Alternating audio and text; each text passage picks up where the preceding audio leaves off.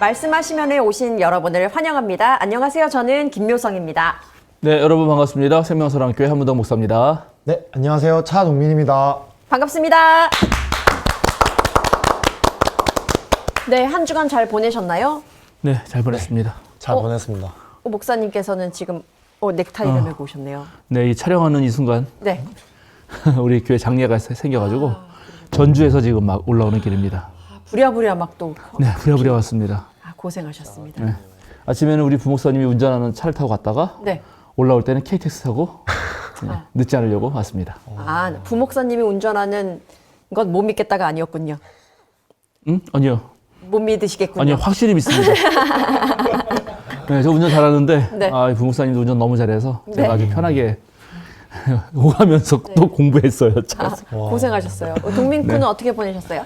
저는 이제 오늘 오전에 바디 프로필을 찍어가지고 오. 네, 다이어트가 끝났습니다. 근데 왜 이렇게 매가리가 없어요, 인간이? 지금 왜 이렇게 힘들어 보여요? 오늘 딱 끝나고 바로 와가지고. 끝나고? 네. 끝나고 바로 뭐 먹지는 않았어요? 조금 대충 먹기는 했는데, 네, 그래도 이게 여파가 좀 있네요. 네. 그 프로필 나온 거 사진 몇 장 우리 나중에 있겠다 올려줄 수 있어요? 네, 알겠습니다. 네, 부탁드립니다. 진짜 멋있어요. 아, 진짜요? 네, 아주 훌륭한 몸입니다. 아, 인스타 팔로우를 안 했네. 팔로우 해야겠습니다. 인친을 한번 이번 기회에. 저는 뭐 인사를 안 하기 때문에 그건 어려운데 봤어요. 네. 아니, 저희 방송 보니까, 지난주에 사실 우리가 안식에 대해서 이야기를 했잖아요. 네. 약간 고비였죠. 우리가 잘 못 알아들어서. 그러니까 약간 무식이 너무나도 탄로가 났고. 그런데, 그래도 저는 꼭 이 삶에 있어서 쉼이라는 것이 얼마나 중요한지 그거 하나만큼은 많이 깨달았거든요. 네. 근데 댓글 저희 한번 보니까 네. 댓글에서 목사님 꼭 정리가 필요한 댓글이 이렇게 그 내용이 있어서 한번 소개해 그래요? 드리려고 하거든요. 네. 그 내용 중에서 보면 안식에 대한 말씀을 하시면서 봉사를 강요하는 이 주일. 맞아요. 네. 맞아요. 그 주일은 정말 예배에 집중하고 싶은 마음. 뭐 이런 것들이 약간 부딪히는 댓글이 있더라고요. 네. 네. 거기에 또 댓글도 달아주셨던데. 네. 지당하신 말씀이라고. 제가 아주 그러니까요. 옳은 말이라고. 근데 사실 교회에서는 다니면 네. 봉사해야지 여기저기 네. 뭐 부서 들어가가지고 봉사를 몇 개 하는지가 어떤 자랑이 되기도 하고 네. 그런 분위기가 있거든요. 네, 맞아요. 지금 한국 교회가 물론 그런 이제 교회 내 봉사, 교회 내에서 하는 다양한 활동에 뭐 예배부터 시작해서 열심히 참여하는 것 자체는 의미가 있죠. 그게 의미가 없다는 건 아니고 또 한국 교인들이 그런 열성이 있었기 때문에 한국 교회가 성장한 건 분명해요. 그러나 한국 교회는 제가 보기에는 그동안은 너무 과도했어요. 예를 들어서 이제 보통 일반적인 목사가 되잖아요. 일반적으로. 네. 그러면은 새벽 기도가 매일 있죠. 네. 그 다음에 주일날도 보통 옛날에는 오전, 오후, 저녁 맞아요. 이렇게 예배가 있고 수요 예배가 있고 금요철화가 기본으로 있었어요. 그럼 이제 그거를 거의 비슷한 예배 형식으로 하기 때문에 목사도 일주일에 한 10번 이상 설교를 하게 돼요. 거기다가 이제 교인 신방 가서 설교를 해야 되고 예, 뭐 등등 구역 모임 같은 것도 있거든요. 소모임도. 그러면은 저는 이거는 좀 문제가 심각하다. 네, 왜냐면은 그렇네요. 아무리 좋은 말도 사랑한다는 말 참 좋은 말인데 그것도 한 10번 들으면 지겨워요. 진정성이 안 느껴질 수 맞아. 있다고. 의미가 잘 전달되지 않죠. 맞아요. 너무 자주 들으면. 네, 그래서 제가 저희 생명사랑교 담임 목사로 와서 제일 첫 번째 한 거는 뭐냐면 새벽 기도를 없앤 거예요. 우와. 새벽 기도 안 한다고. 와. 네, 새벽 기도는 각자 집에서 알아서 좋은 시간에 또는 요즘에 현대인은 또 삶이 단조롭지가 않잖아요. 네. 저마다 다 달라요. 그러니까는 옛날에 농경 방식에서 대다수가 농경 할 때 같은 패턴으로. 그렇죠. 같은 패턴으로 밭 나가기 전에 새벽 기도하는 방식이 오늘날 도시교회에서는 안 맞을 수 있거든요. 그래서 이제 그런 것부터 없애서 사실 많은 걸 없앴어요. 네. 그리고 이거 주일날 봉사가 필요하지 않다는 게 아니라 과도한 봉사는 이제 다 없애자. 그리고 그것이 대체로 제가 보면 교인들의 자발적인 모습에서 나오는 것도 있지만 목사가 일종의 사업가가 돼서 교회를 운영하려고 하는 방식 때문에 나오는 것도 무척 많아요. 맞아요. 흔히들 뭐 교회가 기업처럼 잘 되려면 이 교인들을 정신 못 차리게 하면서 계속 돌려야 된다.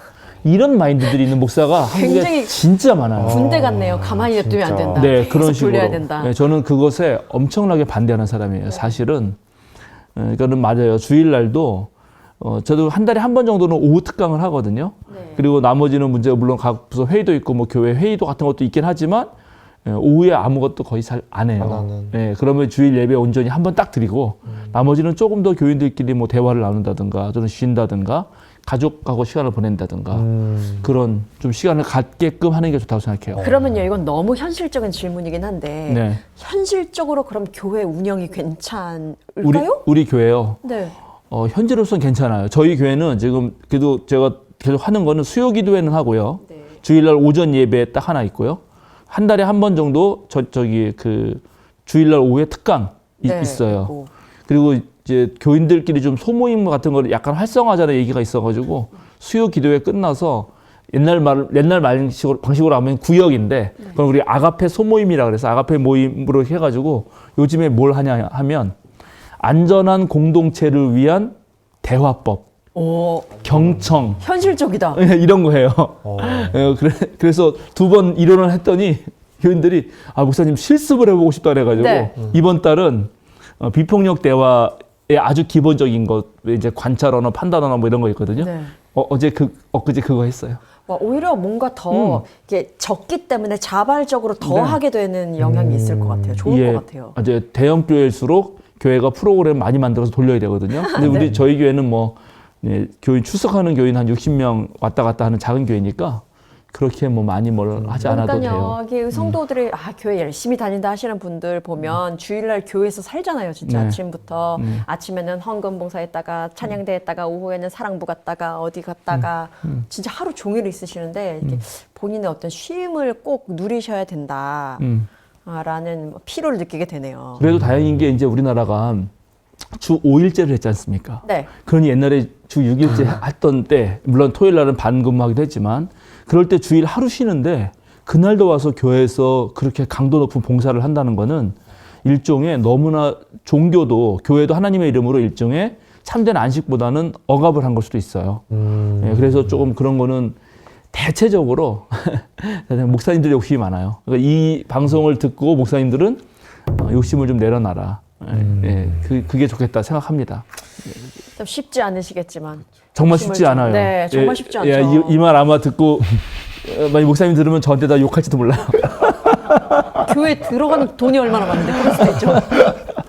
내야 하는 돈이 얼마나 많고 뭐 이런 것도 그럴 수도 있잖아요. 있는데 그렇습니다. 좋습니다. 네. 이제 우리가 지금 방송하는 이걸 녹화하는 시점은 여러분 지난주 목요일이었습니다. 사전 투표를 앞두고 있는 시점이에요. 저는 사전 투표를 무조건 할 거고요. 여러분이 보는 시점은 이제 바로 내일 국회의원 총선거가 있습니다. 무조건 투표장으로 나가셔야 됩니다. 이게 민주주의라는 게 진짜 국민의 주권을 발휘할 수 있는 유일한 길은 투표밖에 없잖아요. 실제로 그럼요. 많이 없어요.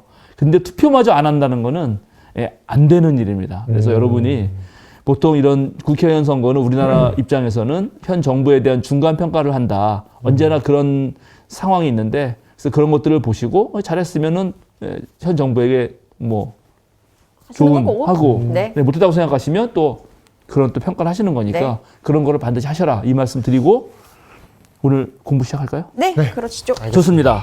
자, 우리 그래도 복습해야 됩니다. 복습. 언제나 복습을 하는 게 좋을 것 같아요. 첫 번째, 안식이 창조의 완성이다. 안식을 그동안 창조 사역에서 빼놨던 것이 일에 중독된 우리의 생각일 수 있다.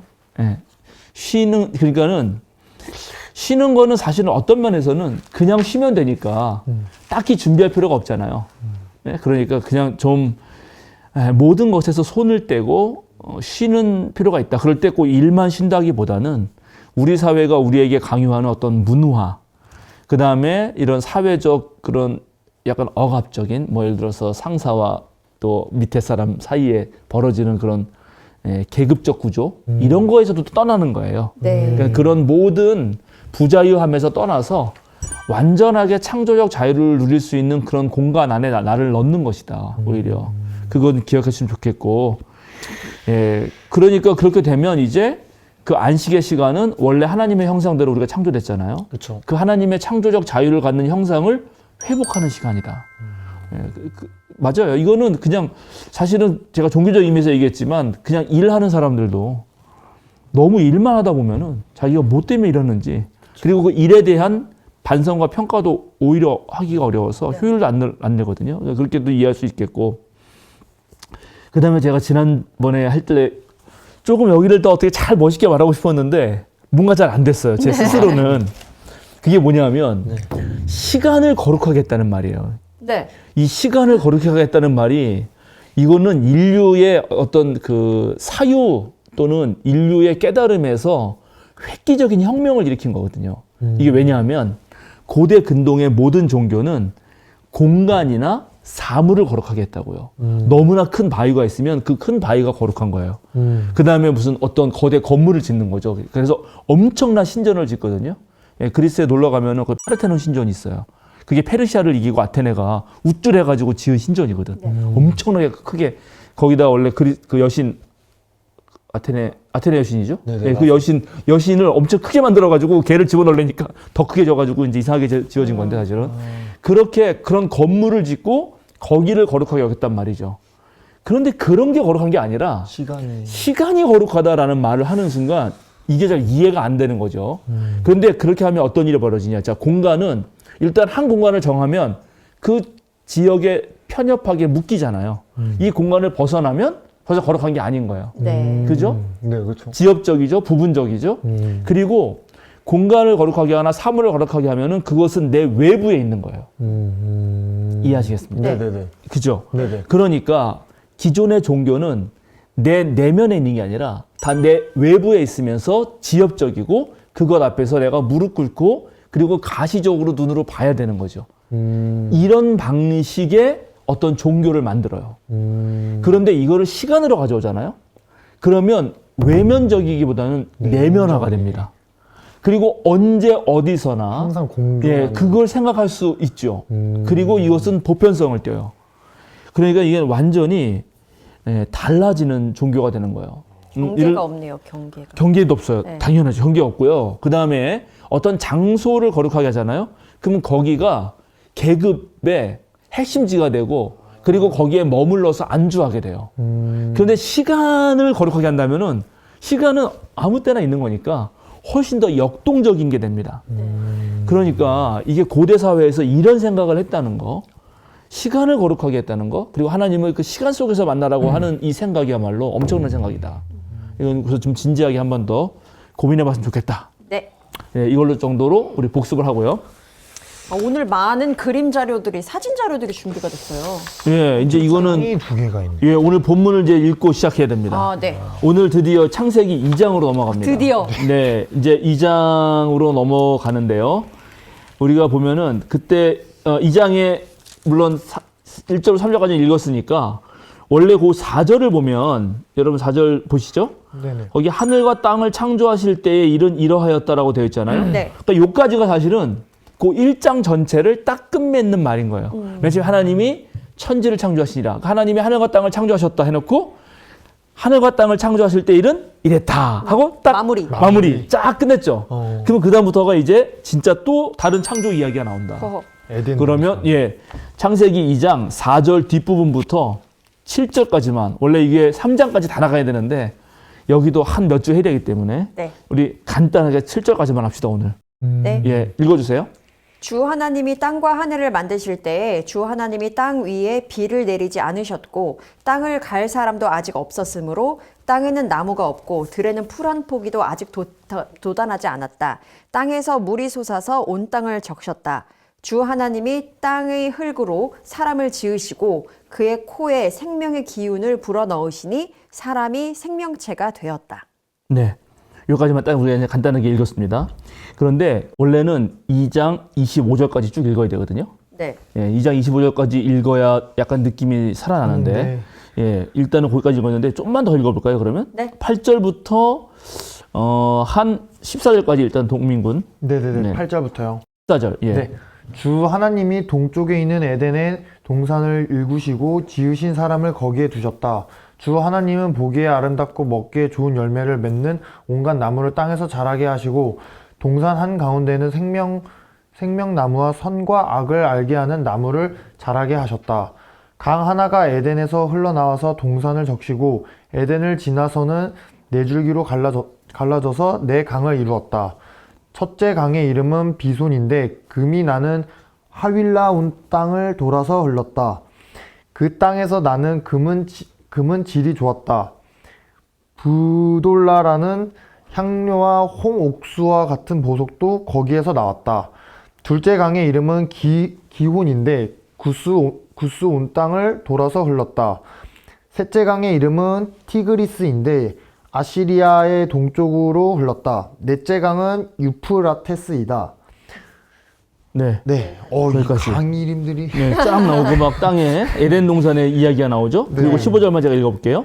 주 하나님이 사람을 데려다가 에덴 동산에 두시고 그곳을 맡아서 돌보게 하셨다. 네. 뭐 이렇게 시작되는데 네. 이제 창세기 2장 25절까지의 이제 하나님이 세상을 창조한 이야기가 또 다른 이야기가 나옵니다. 1장하고는 완전히 느낌이 달라요. 일단 하나님 이름이 달라요. 제가 지난번에 언젠가 살짝 얘기했는데 창세기 2장 예를 들어서 그냥 1장부터 2장 3절까지가 같은 거니까 거기에 하나님 이름이 35번 나온다 그랬죠? 네. 창세기 2장 1절에 보면 그냥 하나님이잖아요. 그죠? 창세기 2장 1절 보면 하나님. 네네. 그리고 창세기 당연히 1장 1절도 하나님이에요. 그런데 4절 2장 4절 우리가 읽은 데 들어가면 무슨 하나님이죠? 주 하나님입니다. 이거 히브리어로 보면 하나님은 엘로힘이고 그다음에 여기 하나님은 주 하나님은 사실은 야훼 엘로힘이에요. 야훼 엘로힘. 이름 자체가 달라요. 네. 그리고 창조 순서도 달라요. 하나님이 하늘과 땅을 창조하셨다 그랬잖아요. 땅과 네. 하늘. 근데 여기는 땅과 하늘이에요. 반대입니다. 네, 그죠? 그리고 아직 우리가 읽진 않았는데 우리가 지난번에 창세기 1장에서 하나님이 사람 만들 때는 동시에 하나님의 형상대로 사람을 창조하셨는데 하나님이 그들을 남자와 여자로 창조했다고 둘이 동시에 창조돼요. 네. 그래서 창세기 2장은 사람 먼저 첫 번째 사람 짓고 나중에 두 번째 사람을 지어요. 물론 첫 번째 사람을 그냥 편하게 남자라고 할 수 있고 두 번째 지은 사람을 여자라고 할 수 이렇게 부를 수는 있는데 근데 첫 번째 사람이 남자라고 하기도 좀 애매한 게 네. 남자는 여자가 있어야 남자지. 그렇죠. 예, 여자는 그렇죠, 남자가 그렇죠. 있어야 여자죠. 네. 그러니까는 이게 존재 둘이 자체가. 있어야 존재 자체가. 그러니까 첫 번째 사람 만들고 두 번째 사람 나중에 만들어요. 이렇게 좀 따로 만들어요. 뭐라고 규정하기는 어려워. 좀 어려워. 근데 네. 이것도 되게 재밌어요. 나중에 그 부분 또 자세하게 할 거예요. 네. 그리고 창세기 1장에는 다스리고 정복하라 이런 말이 있었죠. 네. 다른 동물과 달리 다스리고 정복하라 그랬는데 지금 방금 제가 읽은 창세기 2장 15절에는 에덴 동산에 데려다가 돌보게 하셨다. 맡아서 돌보게 하셨다. 네. 뉘앙스가 달라졌어요. 뉘앙스가 확실히 다르죠. 뉘앙스가 네. 달라요. 그리고 이제 가장 다른 거는 창세기 1장은 그렇게 멋있게 하나님의 형상대로 그죠? 창조의 절정에 하나님의 형상대로 탁 인간을 만들어 주셨단 말이죠. 근데 여기는 땅의 흙으로. 땅의 흙으로라고 되어 있지만 사실은 더 번역은 땅의 먼지로. 예, 먼지, 흙먼지. 오. 땅의 먼지로. 원래 그렇게 해석이 돼요? 그렇게 해야 더 맞아요. 아, 그래 맞아요? 예, 우리가 이제 이게 흙먼지거든요. 아주 네. 미세한 흙먼지, 티끌. 이제 제 지도 교수가 책을 쓰시면서 티끌만도 못한 주제라는 제목을 달았는데 좋다. 영어로도 The Dust of the Ground라고 되어 있어요. 대부분 다 영어 성경이 다 그렇게 되어 있습니다. 거의 다. 이건 우리가 먼지 너무하잖아 해서 약간 흙으로 한 거지. 진짜는 땅의 먼지로예요. 하나님의 형상과 땅의 먼지는 너무 다르지 않아요? 그렇죠. 너무 느낌이 다르죠. 네. 그리고 창조 방법도 달라요. 창세기 1장에서는 하나님이 말씀으로 그냥 딱 말만 하면 다 돼요. 네. 근데 여기는 직접 호의 생명 막 효에 부르고 손으로 이렇게 막 만지는 것 같이 왠지 흙으로 빚으시고 막 이렇게 하죠? 이건 노동과 행위가 있다고요. 그죠? 창세기 1장은 하나님이 우주 밖에서 초자연적 존재로서 이 세상의 시스템을 쫙 만드는 느낌이에요. 네. 약간 그런 느낌이에요. 그죠? 빛 촥촥촥촥 이렇게. 근데 여기는 하나님이 그게 아니라 동산 지키는 사람처럼 에덴 동산에 강이 이렇게 저렇게 흐르는데 거기 있어가지고 진흙 갖다가 땅에 먼지로 이렇게 해서 이렇게 만나면 호 불고 안 읽었는데 나중에 뒤에 보면 그 첫 번째 만든 사람의 내면으로 돌아갔어 어느새 혼자 있는 게 외로운 것 같아서 이러면서 안 되겠다 얘 좀 옆에 두고 만들어줘야겠는데 이러신다고요. 이건 훨씬 더 친밀한 어떤 그런 존재예요. 응? 그리고 창세기 1장은 그 만드는 순서도 사실은 대단히 논리적이에요. 그리고 딱딱딱 아구가 맞죠. 예, 아기가 탁탁탁 맞아요. 근데 여기는 그런 게 아니라 뭔가 좀 뒤죽박죽이에요. 왜냐하면 앞에서는 사람 만들기 위해 사람이 살 것이 필요하니까 뭐였죠?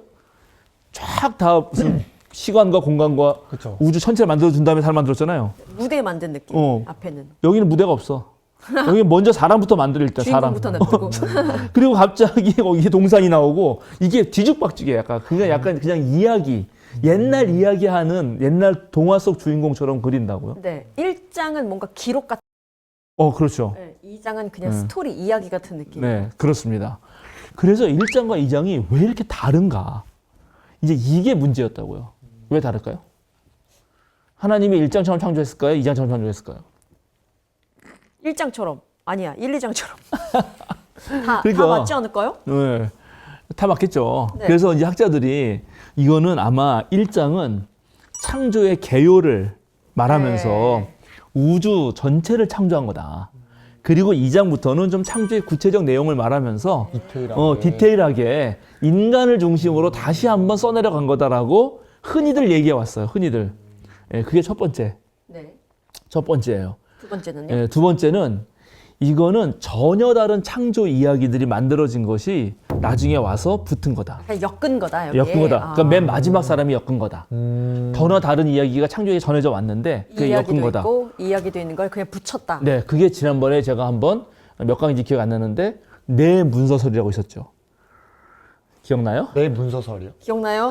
그거 4개를 해서 해석. 네, 그렇죠. 지금 그냥 네. 해석한 것 같은데. 아니야. 그래서 이게 제일 처음에 창세기 1장은 제사장 문서라고 제사장들이 바벨론 포로 끌려갔을 때 고민하면서 했다는 거고 기억이 나긴 그죠? 합니다. 네. 그 다음에 요 창세기 2장부터는 여기 야훼 엘로힘이라고 되어 있기 때문에 이건 또 다른 야훼 기자라고 하는 기자가 다시 쓴 거예요. 그래서 요걸로 많이 해석하거든요. 근데 이게 사실은 좀 중요한 부분의 하나예요. 이따가 제가 그 얘기를 분명히 할 거거든요. 그래서 이건 문서 자체가 다른 거다. 그러나 그걸 나중에 이제 어떤 사람이 엮은 거다. 이런 게 있고요. 또 재밌는 거는 아까 말한 대로 창세기 1장은 하나님이 시스템을 만든단 말이에요. 시스템. 그쵸. 우주 천재 시스템을. 전체적으로 돌아가게. 예, 시스템 전체를 만들어요. 그리고 두 번째는 관계에 집중해요. 하나님이 사람을 데려다 놓고 그다음에 사람을 이렇게 만든 다음에 직접 자기의 입을 불어넣잖아요.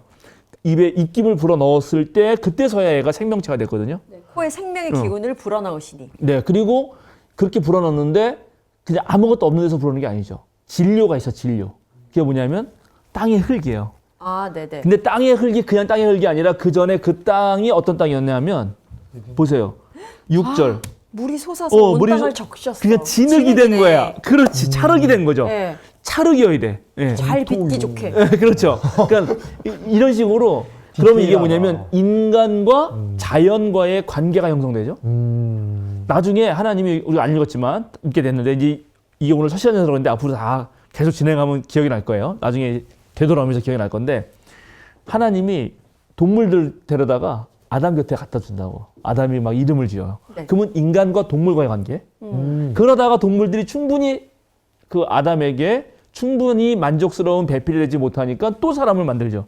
그러면 이건 사람과 사람과의 관계예요. 네. 여기는 관계로 가득해. 관계로. 그러니까 이게 시스템만 갖춰진다고. 너 먹고 너 네. 이제 예를 들어 동민군 이제 뭐 집도 져주고 뭐 먹고 살 것도 해주고 그렇게 한다고 사는 게 행복한 삶이 아니다. 아니야. 네. 누군가 그래도 같이 교류를 해야 되는 거 아니냐. 관계를 맺는 사람들 서로. 그렇지. 그래서 관계가 중요하다라고 해석하는 게 있어요. 이거 상당히 훌륭한 해석이라고 생각합니다. 예. 자, 일단 요 정도 해놓고 자, 이렇게 일단 두 개가 다르다. 이렇게 해놓고 우리 좀 더 자세히 봅시다. 자, 우리 약간 읽었잖아요. 자, 하나님이 땅과 하늘을 만듭니다. 그러니까 땅 얘기가 먼저 나와요. 그죠? 땅 얘기가. 네. 2장 4절. 땅 위에. 네. 주 하나님이 땅 위에 비를 내리지 않았고 네. 땅을 갈 사람이 아직도 없었으므로 땅에는 어떻다? 나무도 없고 들에는 풀 한 포기도 아직 돋아나지 않았다. 예, 그러면 이 땅은 어떤 땅이에요? 살아있는 땅인가? 황무지. 정답, 황무지. 아무것도 없어요. 그러면 봤나? 네. 황무지라는 거는 생명이 없는 땅이라는 거거든요. 네. 그죠? 근데 생명이 있으려면 지금 두 가지가 필요해요. 5절을 보면 뭐가 필요하죠? 물이 필요합니다. 또 하나는? 5절에 잘 보세요. 그래. 5절. 나무. 사람. 사람이 필요해. 땅을 갈 사람. 네? 땅을 비가 갈 사람. 땅을 잘 가꿀 사람이 필요하다고요. 네. 그게 없으면 땅도 그냥 황무지라는 거예요. 비만 내린다고 되는 게 아니다. 그냥 냅둬서 되는 게 아니다. 이런 말이 제가 얘네들은 이런 생각을 하는 거죠 지금. 네, 땅이 왜 황무지냐? 그거는 거기에 비만 내린다고 되는 게 아니라 사람이 그거를 좀 가꾸어서 뭔가 맞죠. 이렇게 해줘야 거기서 뭐가 나오는 거다. 네. 이런 생각이 있는 거죠. 예, 일단 좋습니다. 자, 그래서 땅에서 생명체가 살아나려면 첫 번째 가장 중요한 게 비고, 즉 물이죠. 그리고 갈 사람이에요. 여기는 광야예요. 근데 6절에 어떻게 되죠? 물이 솟아서 예. 땅을 적셨다. 땅에서 뭐가 솟아서? 물이 솟았다. 예, 물이 솟아서. 온 땅을 적셨다. 근데 이게 옛날 번역에는 이게 우리 보시는 분은 이 성경을 안 읽고 옛날 번역 성경을 많이 읽으시기 때문에 개역 한글판이나 개역 개정판에 보면 이렇게 돼 있어요. 어떻지? 이 구조를 못 들어봤죠? 근데 기억이 안 나요. 맞아요. 왜냐면 물성장분도 옛날 번역일 거예요. 네, 맞아요. 제가 읽어줄게요. 5절부터 읽어줄게. 네. 기억을 떠올리기 위해서 여호와 하나님이 땅에 비를 내리지 아니하셨고 땅을 갈 사람도 없었으므로 들에는 초목이 아직 없었고 밭에는 채소가 나지 아니하였으며 안개만 땅에서 올라와 온 지면을 적셨더라. 되게 근데 또 길고 디테일하네요. 뭔가 느낌이. 안개만 땅에서 올라와 이렇게 돼 있어요. 오, 근데 왜 여기서는 물이 솟아났다고 했을까요? 네, 그래서 이게 이 단어가 문제예요. 이 단어가 일단 이 단어가 에드라는 단어거든요. 에드. 네, 나중에 다 보여줄 건데 이 에드라는 단어가 성경에서 딱 2번밖에 안 쓰여요. 성경 전체에서 2번. 그러니까 이게 사실은 무슨 뜻인지 몰라요. 그래서 이걸 어떻게 번역해야 될지 모르겠거든요. 그래서 일단은 이걸 안개라고 번역을 한 거예요. 우리 번역에. 근데 이것을 학자들이 아주 오래도록 연구했어요. 이 성경의 말만 아니라 고대 가나안 근동에 있는 모든 나라의 요 어원을 가진 단어들을 다 연구해서 조사해봤더니 예, 이거는 물이 더 낫다라고 결정이 된 거예요. 예, 그래서 제가 전체적인 맥락을 봤을 때 그렇게 그렇죠. 하신 건가? 예, 아니 제가 예, 자료가 많군요. 자료가 됐죠. 이게 우리나라의 성경 원문 연구라고 이 히브리어라는 단어만 정말 이것만 연구한 학자들이 내는 잡지가 있거든요. 거기에 보면은 이 쾰런 바름가부터 성서 히브리어 및 아람어 사전 제 3판 소개. 사전 히브리어 사전을 소개하는 그런 논문이 있는데 여기에 예로 이 안개를 든단 말이야. 안개. 그 안개가 예. 이제 예, 안개를 보면은 이게 여러 가지 뜨여요. 그 에드라고 읽어요. 에드 보통 에드라고 있습니다. 에드라고 있는데 에드가 어디에서는 바다 거품 이렇게 어디에서는 솟구치다. 아, 네. 네, 어디에서는 깊은 데서 올라오는 홍수. 이게 아카드어로 읽으면 큰 물. 그다음에 또 땅 밑에서 신선한 물이 흐르는 시내. 땅 밑에 있는 물. 이러면 지하수죠? 지하수. 그다음에 하늘에서 흐르는 시내. 그리고 하늘에서 흐르는 네. 대기천이 대기천. 오. 지금 대기천이라고 물띠, 있잖아. 물띠. 예, 물띠가 대기천이 흐르다가 갑자기 쏟아지면 우리 엄청나게 홍수 나는 거 아니에요? 네. 그다음에 안개로 해석하는 견해도 있음 이렇게만 나와요. 그냥 다 해석하면 너무 많잖아요. 예, 그래서 이거를 공통적으로 성경에 2번만 나와서 알 수 없는데 지난 50년 동안 학자들이 연구한 결과를 토대로 땅 밑 신선한 물이 흐르는 시내의 뜻으로 해석한다. 근데 이거를 쓴 이완진이라고 하는 이제 구약자 계시거든요. 이 아주 훌륭한 선생님이신데 그 유대교 랍비들의 성서 연구를 많이 연구하신 분이에요. 자기는 땅 밑에서 용솟음 치는 생명수로 설명하고 싶다. 왜냐하면 이게 메소포타미아 신화에도 약간 이러한 물의 신 엔키가 네. 이런 이미지가 있다는 거예요. 예, 그래서 이렇게 설명을 한다고요. 그러니까 이거는 이제 땅 밑에서 물이 올라온 거예요. 그럼 아까 처음에 5절에서는 어땠어요? 하늘에서 비가 내리고 내리지도 땅 밑에서는 물이 나오고 네. 이래야 농사가 잘 되는 거지. 네. 그래야 이제 죽은 땅이 살아나. 살아나는 땅이 되는 거죠. 예, 그렇습니다. 자, 그러면 일단 보겠습니다. 사진. 사진. 두구두구두구. 이거는 송민원 박사님이라고 또 이 구약학 이 고대 근동어를 다 할 줄 아시는 아주 훌륭한 선생님이 계신데 송민원 박사님이 이스라엘 남부에 여행을 가셔서 직접 찍어온 사진이에요. 팀나 계곡에 가면 이스라엘 땅은 이런 땅이 있다고 이렇게 신 땅. 저 화성인 줄 알았어요. 처음에. 예, 바로 이게 아까 5절 같은 거야. 땅에 비도 내리지 않고 땅 갈 사람도 없고 이런 아주 황야 같은 여기서는 초목이 잘 자라지 않아요. 네. 그런데 이스라엘에서 뭔가 자라는 땅은 이 붉은 땅이라고요. 오, 네. 이 붉은 땅. 초목이 자라고 있네요. 초목이 정말 자라고 있죠. 네. 예. 이게 땅이 두 개가 이렇게 다르단 말이죠. 그런데 이제 오늘 조금 다 이런 땅들이 있다는 거 기억하세요. 네.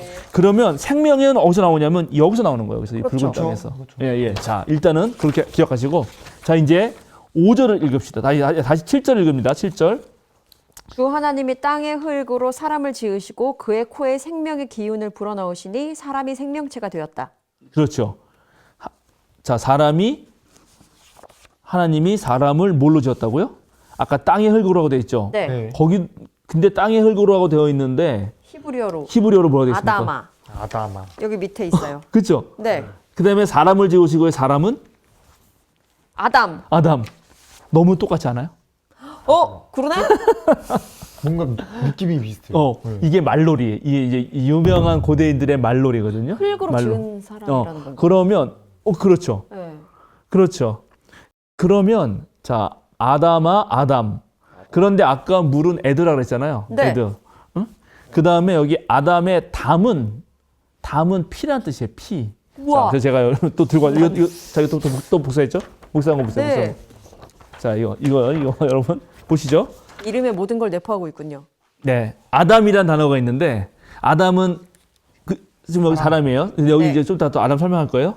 근데 그 아담을 붉은색 땅에서 졌대. 그러니까 땅에서 졌다며. 네. 네. 근데 아담아가 이 붉은색 땅이라고요. 음. 붉은색 땅은 생명체가 자랄 수 있는 땅, 자랄 수 없는 땅. 있는 땅. 있는 땅. 자랄 수 있는 땅이죠. 근데 왜 그러냐면 바로 이렇게 생명체가 자랄 수 없는 땅에 피가 스며 들어갔다는 거야. 피는 생명을 뜻하거든. 네. 그렇죠? 그러면 이 붉은색이 되는 거지. 그러면 얘가 생명을 자라는 거죠. 네. 그래서 아담. 근데 담이 피란 뜻이에요. 히브리어로 담. 담이 피란 소리거든요. 땅과 피. 근데 앞에 물이 솟았지. 솟았다 그랬죠. 물. 네. 물이 솟아서 진흙이랬잖아요. 네. 근데 물이 에드라고 읽었지만 그 모양 보세요. 글자 모양. 글자 모양이요? 알레프하고 그죠? 똑같지. 네. 네. 이거 다 똑같잖아. 다. 앞에 부분이. 네. 그죠? 네. 아담, 에드가 다 글자가 다 똑같죠. 네. 앞에 이게 여기 이렇게 있습니다. 이거 히브리어는 이렇게 오른쪽에서 왼쪽으로 오른쪽으로. 이렇게 어쩐지. 이렇게 읽어요. 얘네들은 순서가 다. 네, 얘네들은 이렇게 읽어. 그래 다 R로 시작하는 거구나. 네네, 그렇죠. 다 이게 이제 우리 말하면 A거든. AD란 말이에요. AD. 다 AD로 시작된 AD 말하자면 그죠?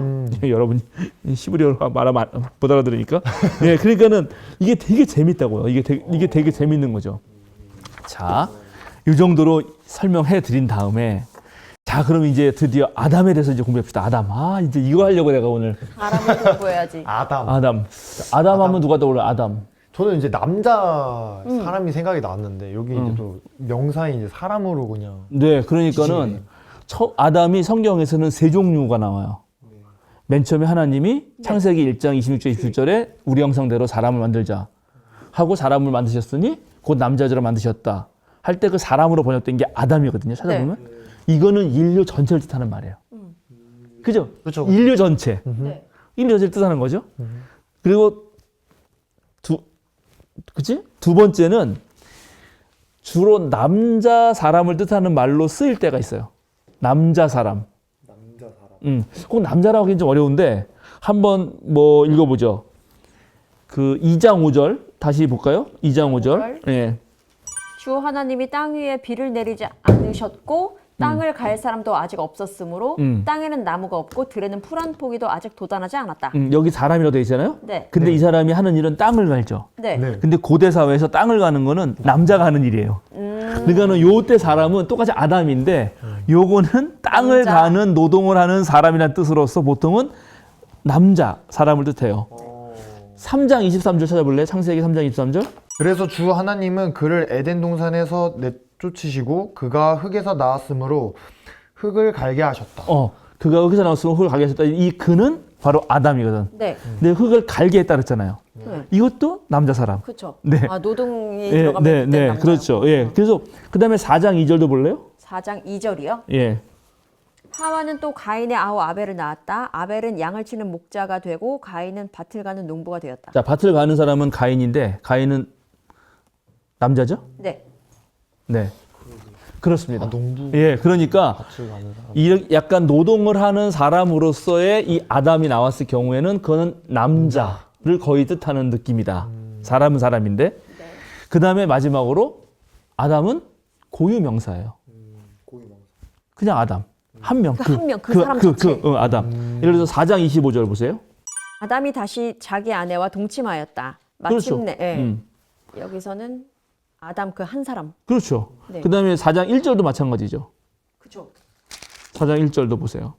아담이 자기 아내 하와와 동침하니 그렇죠. 아내가 임신하여 가인을 낳았다. 이번엔 창세기 5장 1절부터 한번 5절까지 읽어볼까요? 창세기 5장 1절부터. 예. 아담의 역사는 이러하다. 하나님이 사람을 창조하실 때 하나님의 형상대로 사람을 만드셨다. 하나님은 그들을 남자와 여자로 창조하셨다. 그들을 창조하시던 날에 하나님은 그들에게 복을 주시고 그들의 이름을 사람이라고 하셨다. 아담은 130살에 자기의 형상을 곧 자기의 모습을 닮은 아이를 낳고 이름을 셋이라고 하였다. 아담은 셋을 낳은 뒤에 800년을 살면서 아들, 딸을 낳았다.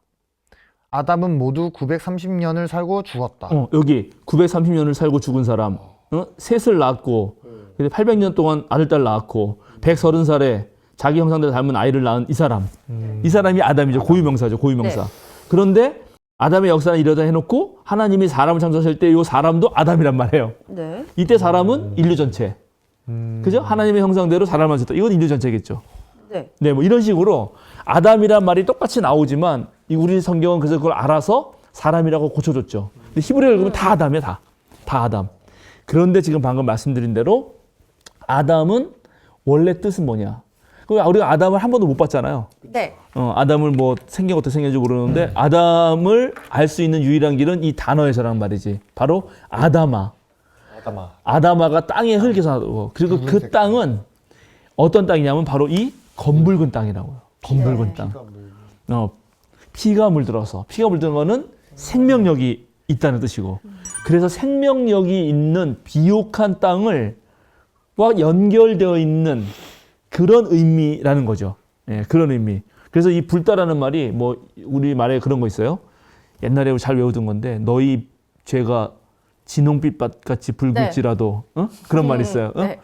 전 많이 들었죠. 그렇죠. 우리 와서 함께 변론해 보자. 할 때 그 진홍빛. 근데 똑같이 아담이거든. 거기도 아담이라고 쓰여 있어요. 불다라는 뜻의 의미에. 예. 찾아볼까요? 찾기 되게 어려울 것 같은데 예레미야 애가인데 예레미야가 찾을 수 있을까?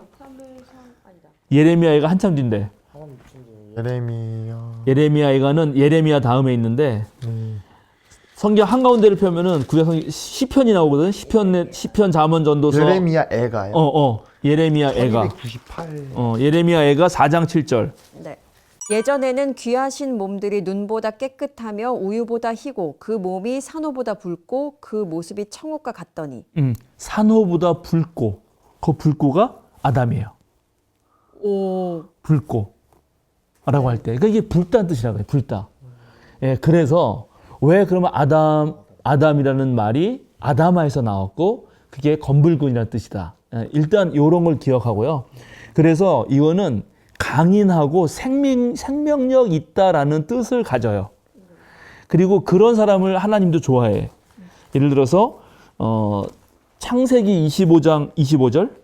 먼저 나온 아이는 살결이 붉은 데다가 온몸이 털투성이어서 이름을 에서라라고 하였다. 이 에서가 온몸이 뭐라고? 붉은 데다가 이거는 생명력이 있다는 거예요. 네.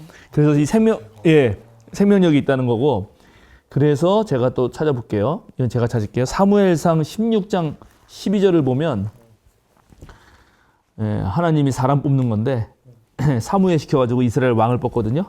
지난번에 읽어봤을 거예요. 사무엘상 16장 12절입니다. 그래서 이새가 사람을 보내어 막내 아들을 데려왔다. 그는 눈이 아름답고 외모도 준수한 아, 맞아. 홍안의 소년이었다. 주님께서 말씀하셨다. 바로 이 사람이다. 어서 그에게 기름을 부어라. 잘생긴 사람. 네. 근데 거기에 그때 얼굴이 홍안이야, 홍안. 네. 붉은 얼굴이에요. 붉은 긍정적 그런 표현인데. 네, 그렇죠. 그러니까는 자, 그래서 오늘 핵심은 뭐냐면 아담이라는 말을 통해서 우리가 알 수 있는 거는 얘가 검붉은 얼굴, 약간 생명력 있는 거다. 그런데 그 생명력은 다시 창세기로 돌아옵니다. 다시 창세기로 이제 가서 창세기 2장 7절을 보면 주 하나님이 땅의 흙으로 사람을 만들었기 때문에 근데 그 땅은 바로 이 비옥한 땅, 붉은 땅이라고요. 네. 이걸로 지었으니까는 생명력이 있는데 거기에 하나님이 진짜 생명체가 된 거는 입김을 훅 불어넣어서 네. 그래서 정말 생명체가 된 거죠. 생명의 기 하나님의 입김, 루하우라고 해서 바람인데 후 하는 바람. 하나님이 훅이 분 거야. 그래서 정말 사람이 된 거거든요. 자, 그러면 이거하고 앞에 창세기 1장에 나오는 그 위대한 하나님 형상 사람하고 너무 차이가 나잖아요. 그쵸. 이 사람이 진짜 사람이 되려면 많은 게 필요한 거예요. 첫 번째 물 섞인 흙이 필요해요. 그죠? 물이 없으면 안 되죠. 네.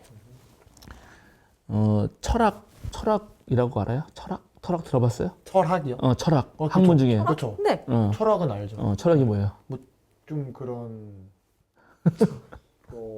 뭐라고 표현을 해야 되지? 삶은 계란이다 이런 거. 학문적인 학문 중에 하나? 동양 철학 이렇게 해서 뭐 전 본다 뭐 이렇게 막 생각하고 그런 오해하는 건 아니죠. 네. 옛날 어른을 철학한다 그러면은 무슨 이렇게 아, 철학관. 철학관 이런 거 생각하시는데 예, 철학의 시초라고 최초의 철학자라고 부르는 사람이 있거든요. 탈레스라는 사람인데 탈레스는 이 세상의 모든 것은 물로부터 시작됐다고 말했어요. 물. 철학은 모든 사태의 근원을 파고 들어간 학문이에요. 근본을 파고 들어간 학문인데 그래서 존재하는 모든 것의 근원은 어디로부터 시작됐을까? 이 질문을 제일 처음 던졌고 그 질문의 대답으로 물이다. 얘기한 거예요. 물. 근데 그럴 법하죠. 왜냐하면 지구의 3분의 1가 물이고 물이 없는 데는 없어요. 네, 사실은. 물이 없으면 안 되고. 네, 물이 없으면 또 안 되고. 그러니까 모든 생명이에요. 그래서 물의 산재성, 물의 편재성, 어디든 가든 물이 있어요. 그런 것과 동시에 물은 상반된 성질을 다 가지고 있어. 예를 들어서 물을 흙에 넣으면 진흙이 되니까 응집해요. 그렇죠. 그죠? 네. 근데 소금에다 물을 넣어봐? 소금이 물이 녹아버려. 네. 그러니까 물을 넣고 물을 넣으면 하나는 응집하고 하나는 녹아요. 네. 정반대의 성질을 한꺼번에 가지고 있는 존재예요. 그러니까는 상반된 걸 다 품을 수 있는 존재가 물이야. 네. 그리고 모든 생명체도 물에서 나오잖아요.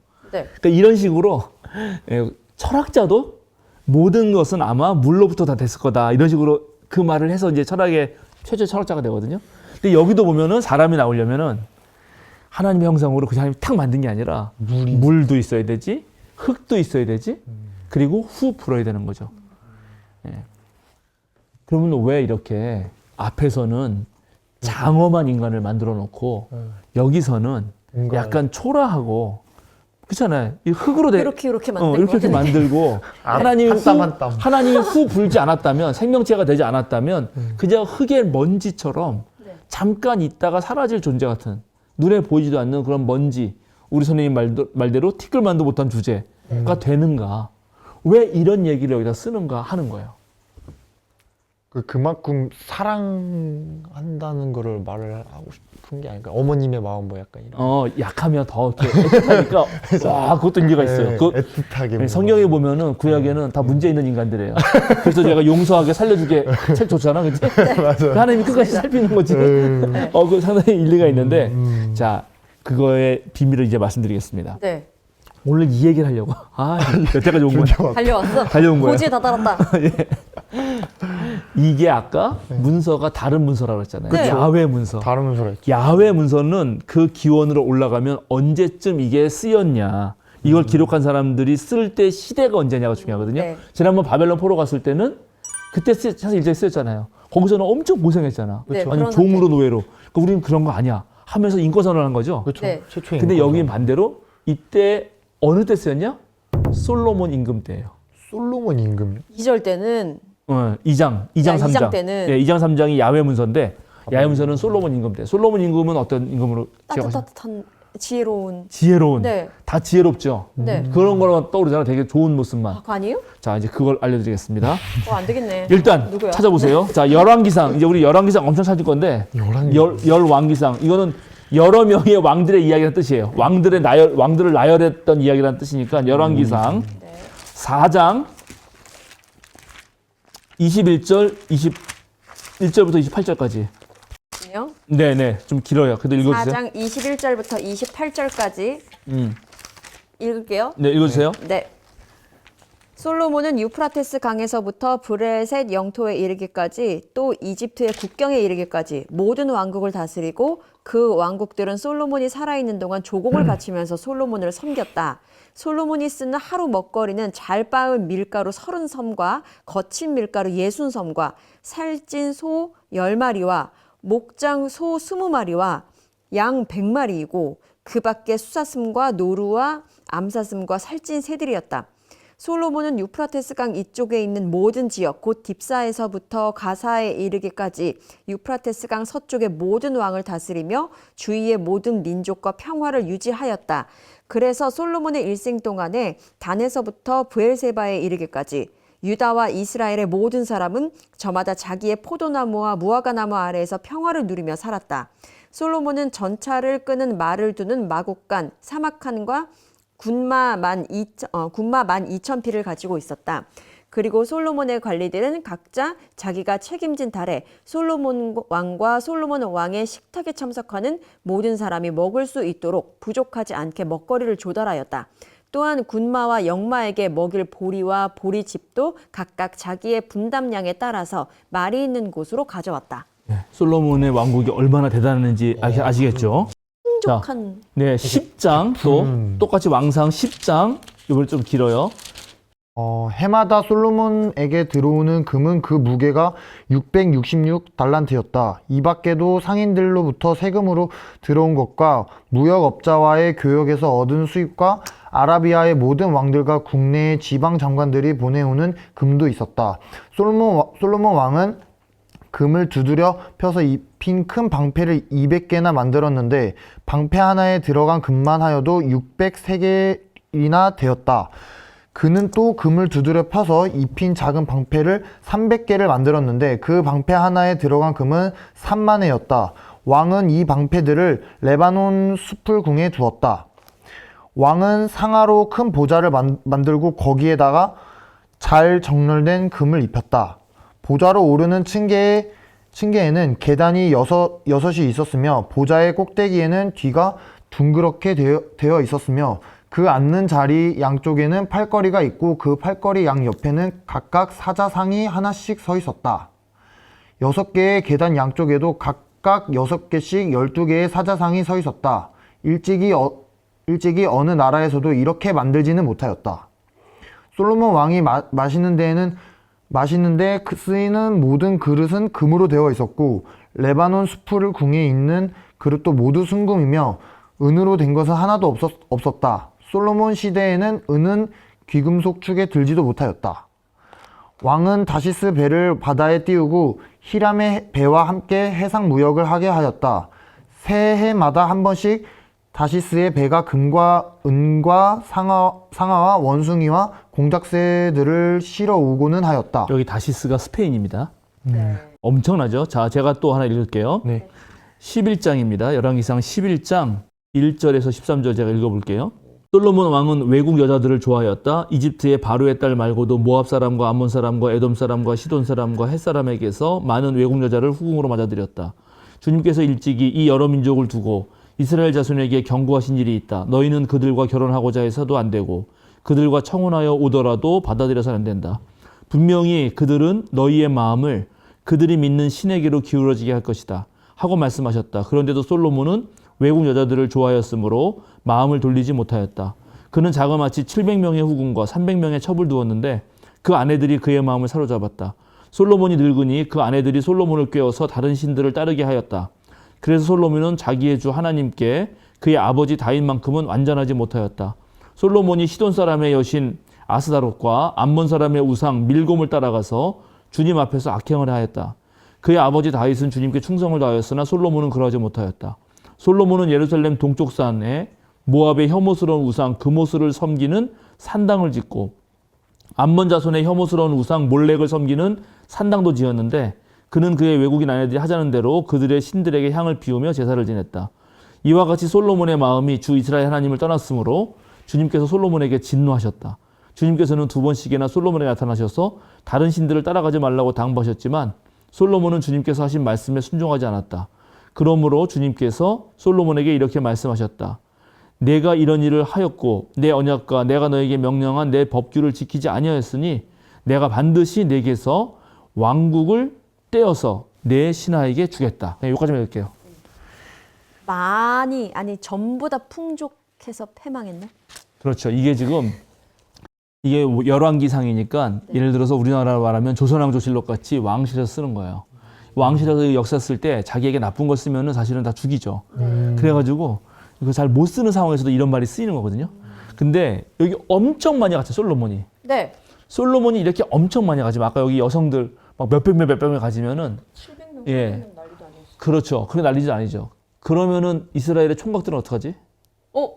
그러게요. 한을 품고 죽는 거예요. 예. 웃으면 안 되는데. 그러니까 우리가 솔로몬이라고 하면 지혜로운 왕이라고 생각하고 실제로 지혜에 대한 칭찬도 되게 많이 있고 네. 그 지혜 덕분에 이렇게 융상했다고 말하지만 이거는 왕의 입장이지. 민중들의 입장은 지가 다 해쳐먹는 거예요. 그렇죠. 그렇죠? 욕심쟁이. 예, 그래서 나중에는 결국 이렇게 혼이 나는 거거든요. 여기 지금 얘에게 들어오는 금이 666달란트라 그랬거든. 네, 달란트. 달란트는 얼마냐 그게 그 무게 단위이긴 한데 한 노동자가 17년 일한 것이 1달란트예요. 와. 내가 지금 방금 계산해 봤는데 그러면 얘가 매해 네. 몇 년치 그러니까는 몇 년치 일한 거를 받냐 11,322년치 한 노동자가 아니면 이게 이렇게 되면 이거는 11,322명이 1년 동안 일한 네. 거를 다 모아서 얘한테 갖다 바친 거죠.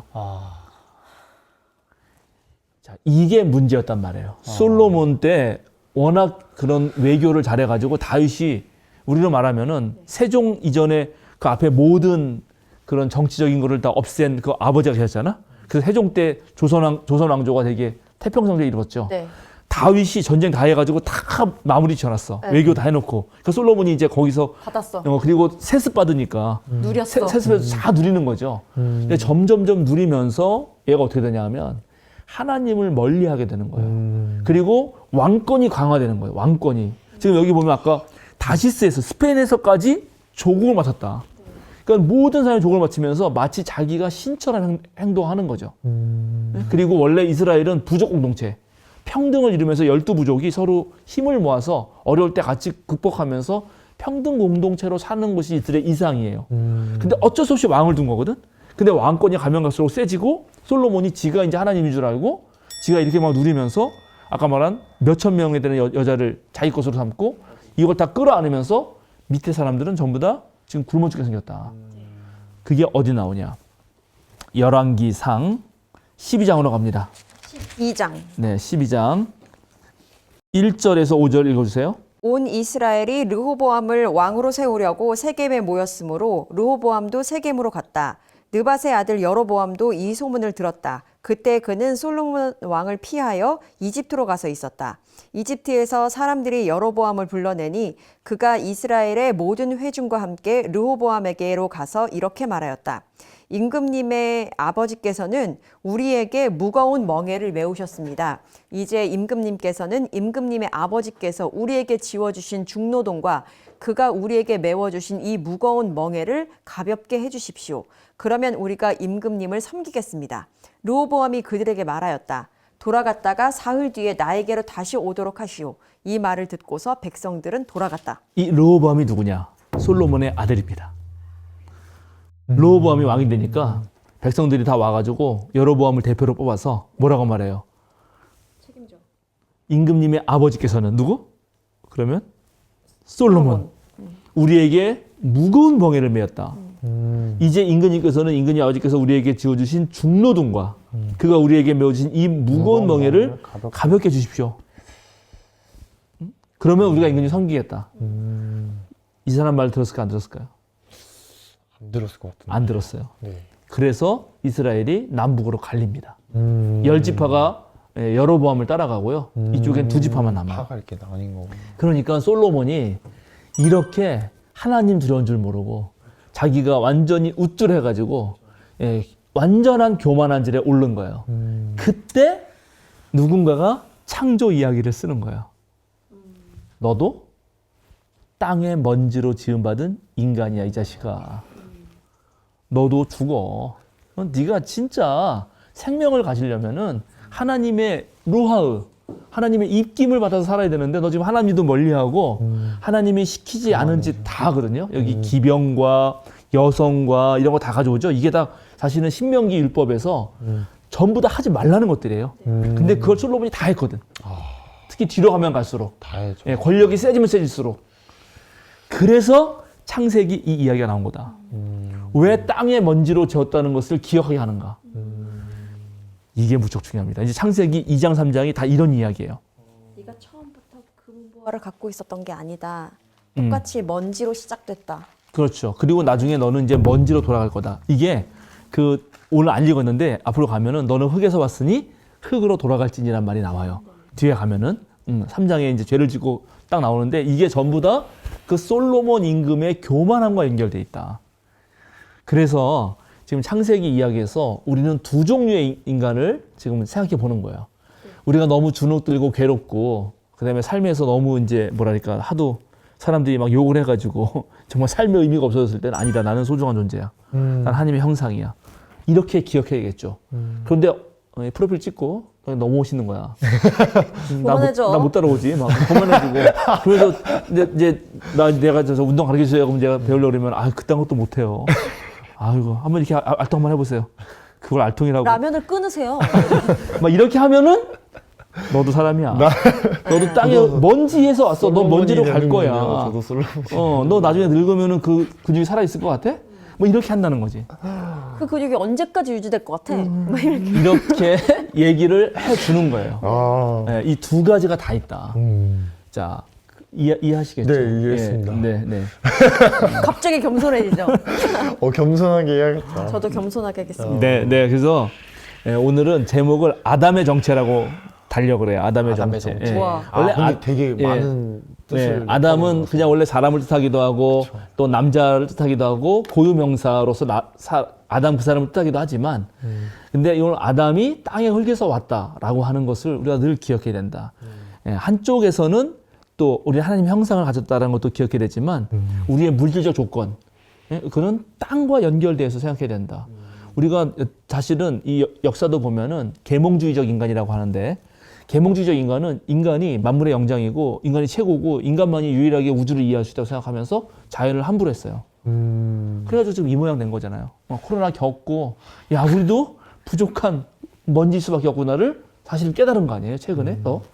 그래서 그 양쪽을 성경은 언제나 다 기억하고 있어야 된다라고 우리에게 알려준다. 자 일단 이렇게 오늘 이제 아담에 대해서 시작해 봅시다. 다음에는 에덴 동산. 거기서 생긴 또 이 최초 사람과 두 번째 사람의 관계. 그다음에 이제 이들이 뱀의 유혹에 넘어가가지고 죄를 짓거든요. 이런 이야기들이 막 펼쳐져요. 근데 그것이 갖고 있는 엄청난 뜻들이 있어요. 그러니까 예를 들어서 우리가 하나님이 시스템을 만들어 준 것으로 충분하지 않다. 관계가 필요하다고 말했던 것처럼 인간도 하나님의 형상인 것만 기억해서는 충분치 않다. 그죠? 땅의 흙도 기억해야 된다. 이렇듯이 그러면 죄는 왜 졌나? 고통은 어디서 왔나? 관계는 왜 깨지나? 이런 얘기들이 앞으로 차차차 등장합니다. 한 번씩 하시고 마칠까요? 먼저 할까요? 네. 저는 그냥 살면서 느끼는 것들이 우리가 많은 일을 겪어야 조금 깨달을까 싶은 게 이미 성경에 다 있었구나. 사실 막 누가 사람이 잘 나가거나 막 교만하네, 거만하네 이렇게 생각하다 사람이 겸손해야지 이렇게 그냥 추상적으로 얘기하고 평가할 수 있고 나도 겸손해야겠다라고 그냥 둥구스름하게 그냥 얘기를 했었는데 진짜 이 형상에서부터 창조에서부터 그게 시작이 됐구나. 내가 하나님의 형상을 닮았지만 그렇게 창조가 됐지만 그걸로 교만하면 아무것도 아닌 거구나. 내가 먼지로 시작해서 먼지로 끝난다. 이것도 분명한 사실이기 때문에 이걸 기억해야겠다 생각했습니다. 좋은 말씀입니다. 동민군? 저도 일단 오늘 시간 가지면서 좀 제가 뭔가 이렇게 하면서 세상의 주인공이 약간 이러면서 살았던 부분이 있었던 것 같은데 좀 뭔가 이렇게 전곡이 찔린 것 같아가지고 약간 땅에 먼지인 그런 존재. 네, 맞습니다. 주인공인데 먼지야. 아닌가요? 주인공. 네. 양면을 다 가지고 있는 네. 거죠. 양면을 다 그래서 가지고 있는 거죠. 어쨌든 좀 이제 어떻게 나온 것도 어떻게 보면 땅에서부터 제가 이렇게 나온 건데 또 이제 다시 땅으로 돌아가는 그런 좀 순환이 조금 어떻게 보면 그런 게 좀 신기했습니다. 좋습니다. 네. 저는 이제 오늘 이걸 하면서 전 두 가지를 꼭 이제 기억하고 싶은 게 있는데, 하나는 이제 우리 교인들한테 자주 얘기하는 건데요. 우리는 하늘을 날아다니는 천사가 아닙니다. 그죠? 네. 우리는 하나님의 형상으로 지원받았지만 우리가 하늘을 날아다니는 천사는 아니에요. 그렇다고 배로 땅을 기어가 다니는 뱀도 아니에요. 그러니까 땅만 보는 존재는 아니라는 거죠. 우리는 발은 땅에 딛고 있고 머리는 하늘을 향해 있어요. 머리를 통해서는 무한한 창조적 상상력, 자유를 가지고 가능성을 펼쳐갈 수 있지만 그렇다고 해서 천사가 아니기 때문에 발을 땅에 딛고 있다는 걸 기억해야 돼요. 또 발을 땅에 딛고 있다 그래서 맨날 땅만 보는 거예요. 돈 떨어졌나 이렇게. 그렇게 하면 그건 또 인간이 아닌 거죠. 그거 하나가 있고요. 내가 또 하나 뭐 얘기했는데 까먹었다, 이거 얘기하다가. 잠깐만, 이거 기억해야 돼. 이거 되게 중요한 거였는데. 주인공? 그래서 기억났어요. 이거 편집해 주시고. 또 하나는 성경은 지금 여기서 땅의 먼지가 생명체가 돼서 완전한 땅의 먼지일 뿐인 존재가 생명체가 됐다고 할 때는 분명히 하나님의 입김, 하나님의 바람이 불었어야 된다고 얘기해요. 이게 이제 성경이 계속 지고 있는 거고 그리스도인들이 갖고 있는 거거든요. 그럼 과연 우리가 인간과 땅 또는 인간과 인간만으로 충분한가? 이 물음에 봉착하는 거예요. 정말 우리 세계가 하나님 없이 인간과 인간대만으로 정말 인간과 땅의 관계만으로 충분한가를 계속 묻게 한다. 사실 이 말은. 그리고 역으로 이제 이거는 좀 더 깊이 들어가는 건데 그러면 다시 우리가 인간과 인간 또는 인간과 땅의 관계만으로 충분하지 않다면 다시 그래서 우리가 하나님을 묻게 되는 건데 그러면 그렇게 해서 하나님을 묻는다는 건 뭔가? 과연 하나님의 바람이라는 건 뭔가? 하나님이 불어주시는 그 생명의 기운. 이건 또 뭔가를 고민하게 만든다, 사실은. 인간과 인간의 관계, 인간과 이런 자연 만물의 관계로 충분하다면 하나님 필요 없을 거예요. 예. 근데 그렇지 않으니까 하나님 믿는 사람들이 생긴 거거든요. 예. 다시 한번 그럼 하나님의 생명의 기운은 뭔가? 도 기억해야 된다. 하는 겁니다.